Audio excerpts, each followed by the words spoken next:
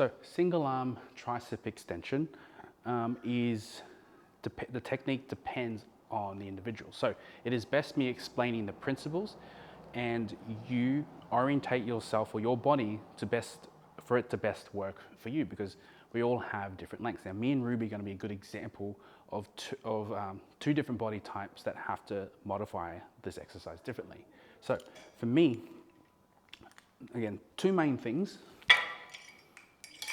is we have the line of resistance and then the line of pull. So you can imagine them as two imaginary lines that have to kind of face each other. Now, my tricep, when you look at where my elbow is in my tricep, the fiber orientation pulls in this direction. So we can think of that as the line of pull. That's the direction I'm going to optimize my pull. As you can see, it moves in this direction. So my line of resistance needs to be there. Now, because I'm quite pronated, which means my shoulder turns inward, I have to kind of face this way a little bit more. Now, because I'm on roughly, it's scooped up on a bit of an angle in this direction, I can lean over a little bit. Now I'm roughly in line of resistance and line of pull, and I can then extend. Now, because I still quite have a fair bit of pronation, this needs to be as close to my body as I need to be. Now, at the same time, we still need to create a counterforce. So we hold on to this here. Pull on this as we extend. Good. Stretch, and then squeeze at the top. 2 to 3 seconds up, stretch, and squeeze. Now, I'll show you, for example, with Ruby. So we get Ruby. Now, because she's quite far more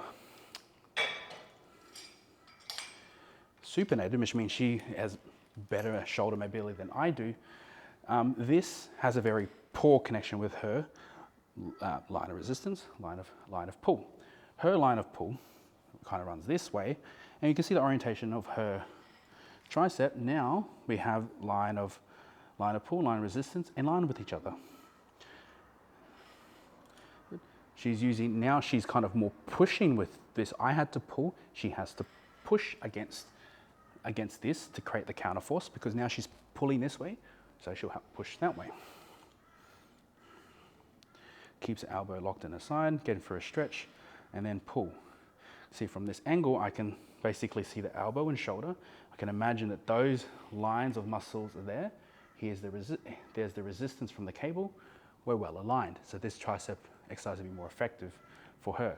This is really good if you do have people who might get a fair bit of elbow pain.